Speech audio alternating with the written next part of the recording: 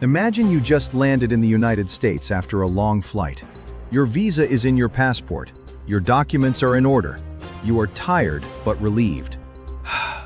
Then the CBP officer looks at you and says a sentence that changes the whole trip. "Can I see your phone?" And suddenly your brain starts racing. Because you remember that one WhatsApp chat, that old screenshot, that meme you forwarded 2 years ago, that message where you said, "I might just stay and figure it out when I get there." Here is what you need to know up front. At US airports and land borders, CBP has broad authority to inspect people and things coming into the country. That includes phones. And yes, content on your device can be used to decide whether you are admitted, sent to secondary inspection, refused entry, or in some cases, have a visa canceled. By the end of this video, you will understand 3 practical things. Number 1. What CBP can legally do during a phone search, and what the border search exception actually means in plain English. Number 2. Who is most at risk of problems, and who is usually not, with real examples of how a normal trip turns into an immigrant intent issue. And number 3. A step-by-step action plan to reduce risk, protect your privacy, and avoid the mistakes that get travelers denied at the airport. And one more micro hook to keep you here. The biggest danger is not always what is on your phone. It is what you say while they are looking at it. Let's start with what is changing and what is not, because a lot of viral clips make this sound new. Phone searches at the border are not brand new. What feels new in 2026 is how common digital review has become, how much of your life is stored in apps, and how quickly a few messages can be interpreted as a plan. CBP officers are trained to make a fast decision. Are you admissible under the status you are requesting right now, today? If you are a tourist, they are deciding whether you look like a real visitor or whether you are trying to live, work, or study without the right permission. If you are a student or worker, they are deciding whether your story and your documents match your intent and your past activity. And this is where your phone becomes relevant, because your phone is often the fastest window into your plans. Now, the key term you will hear is the border search exception. In plain English, it means the government can do searches at the border that would normally require a warrant in other settings, because the border has a different legal framework. That does not mean there are zero limits, and it does not mean CBP can do anything they want in every situation. But it does mean your expectation of privacy is lower at the border than inside the country. Here is the part most people miss. A border search is not just about catching criminals. For immigration purposes, CBP is also screening for admissibility. That includes fraud, misrepresentation, and intent. If you are thinking, "But my visa was already approved," that is a common misunderstanding. A visa is generally a travel document that lets you ask to enter. Admission is the decision made at the port of entry. Different step, different decision. Next, you need to understand the 2 types of searches people talk about. A basic search is when an officer manually looks through what is available on the device in front of them. That could include recent messages, photos, call logs, contact names, visible apps, or social media apps that are already logged in. An advanced or forensic search is more technical and may involve connecting the device to equipment to copy or analyze data. The terms basic and advanced get used a lot in public guidance, but the exact internal process can vary.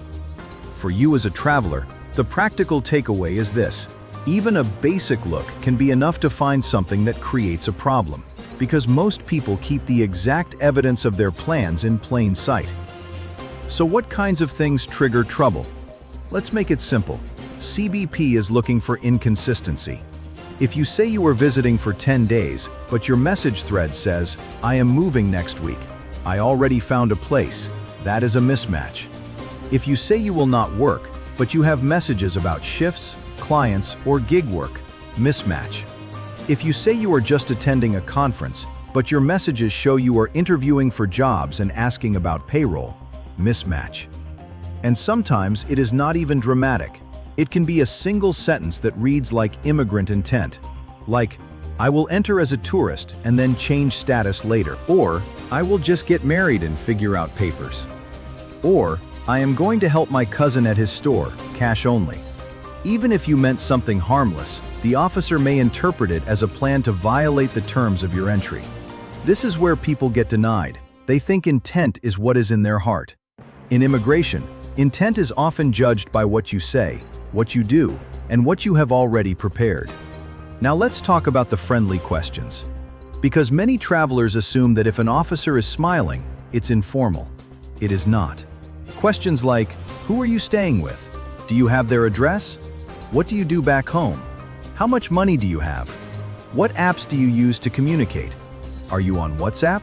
Are you on Telegram? Can you open that message?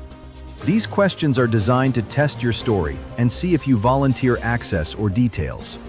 Trap number 1 is consent. If you unlock your phone and hand it over, you may be giving practical access that makes the search faster and deeper. You might also be consenting to things you did not intend to consent to. You are allowed to ask what they are requesting. You are allowed to remain calm and clarify. But you should understand the power dynamics.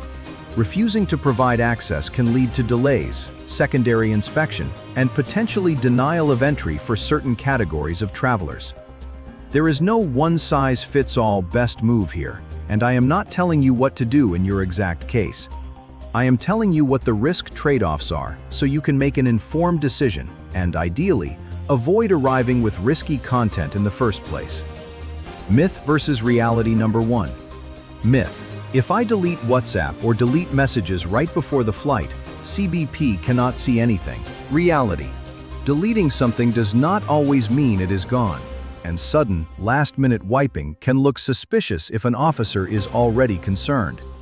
Also, even without old messages, other clues exist. Cloud accounts, email confirmations, calendar entries, screenshots, and conversations on other platforms. The better approach is not panic deleting at the airport. The better approach is planning your digital footprint like you plan your documents. Now let's break down who is most affected. Group 1. Visitors on tourist or business visitor categories. Why? Because a huge percentage of border decisions are about whether a visitor is actually coming temporarily. Tourists who have a U.S. partner, who have frequent long trips, who recently quit a job, or who are carrying a resume on their phone are more likely to be questioned. Group 2. Students. If your program details do not match your story, or if your messages show you plan to work in ways you are not authorized to, that can become a problem fast. Group 3. Workers.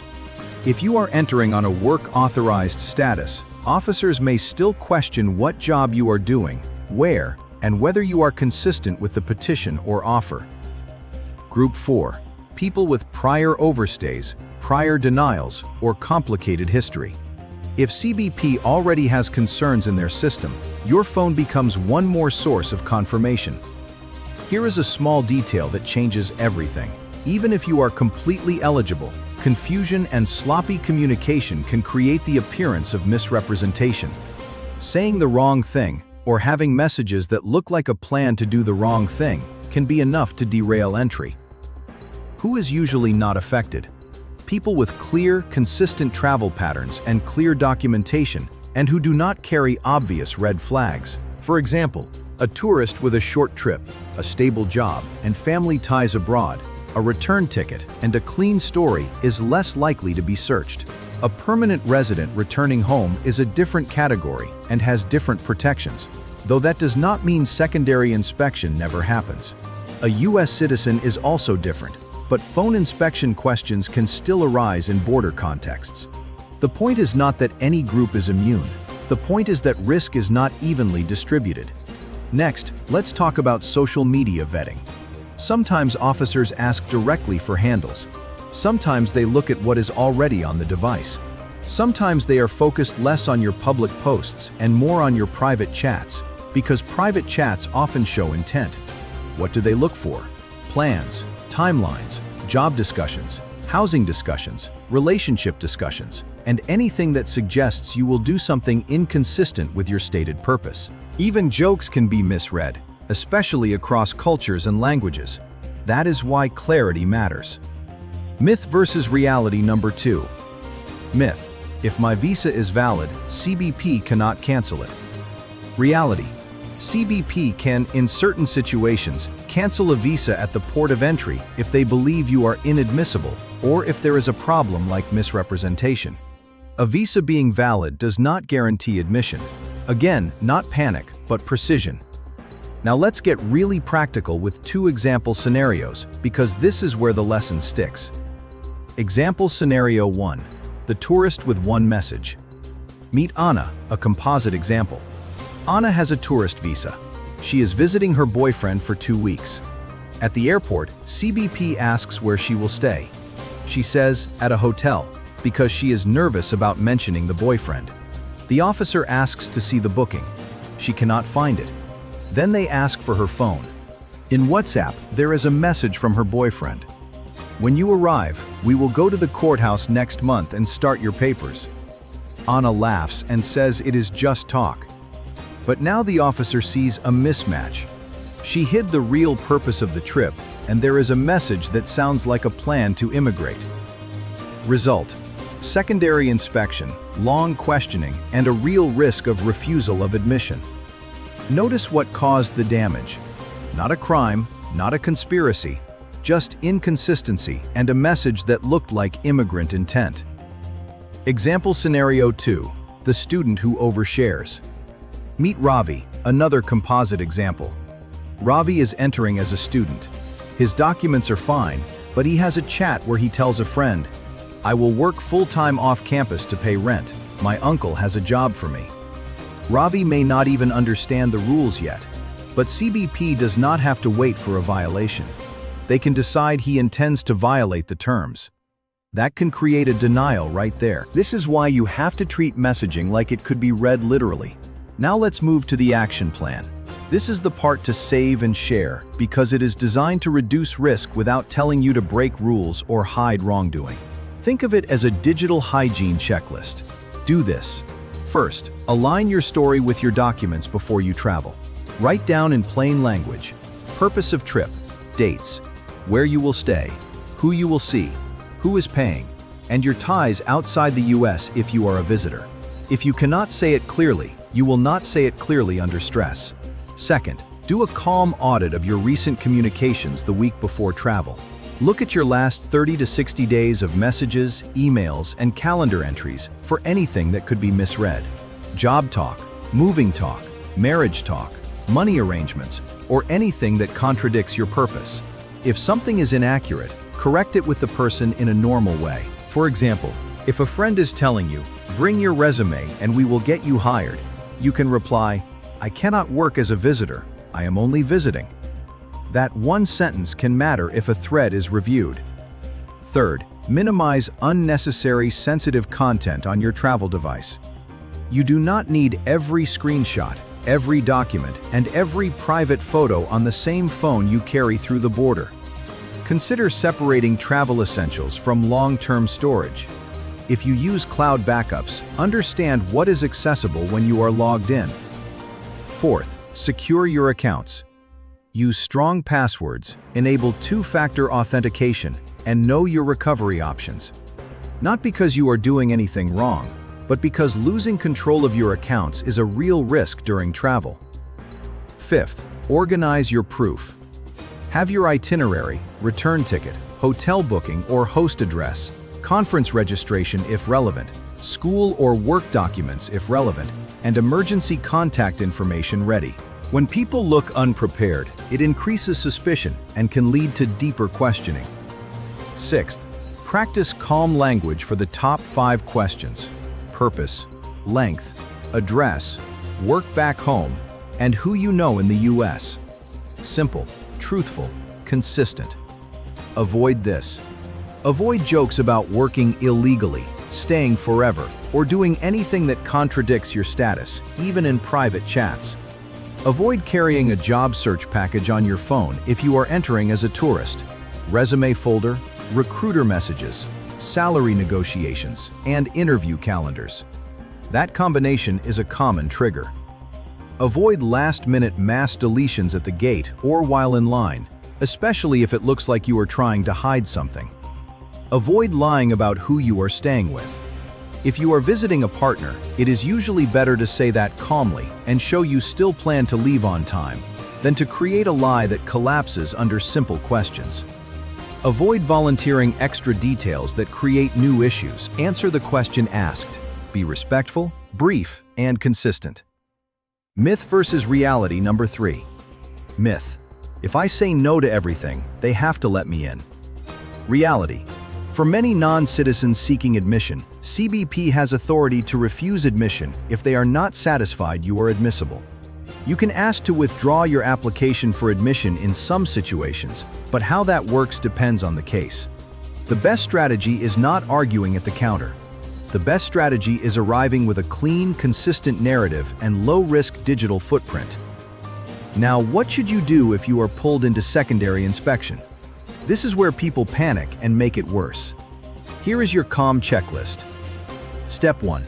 Breathe and slow down. Secondary can happen for routine reasons.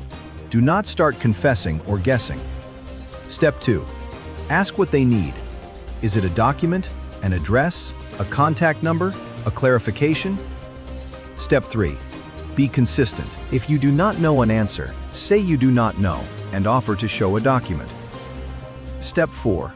Do not sign anything you do not understand. You can ask for an explanation. Step 5. If you have a lawyer, you can ask to contact them, but understand that at the border the process can move quickly. Step 6.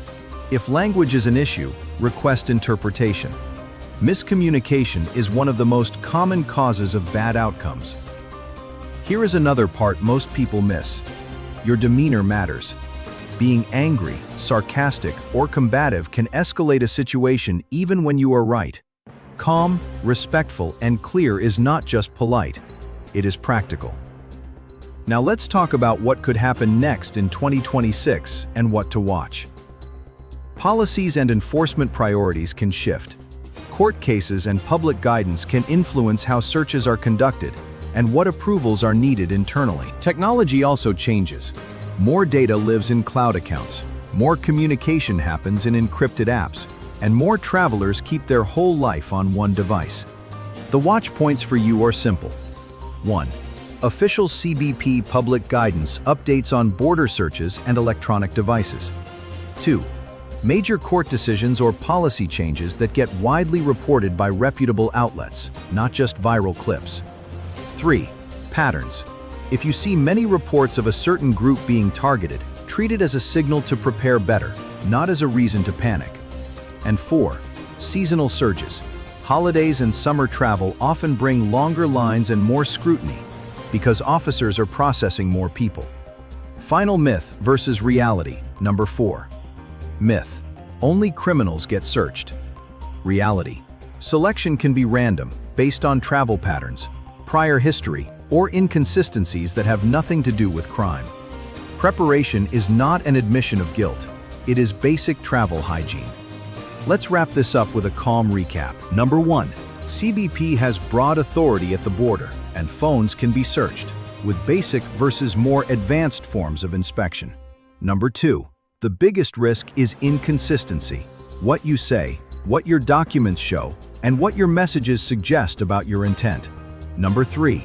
WhatsApp and other chats can be interpreted as evidence of plans, even if you meant it casually. Number 4.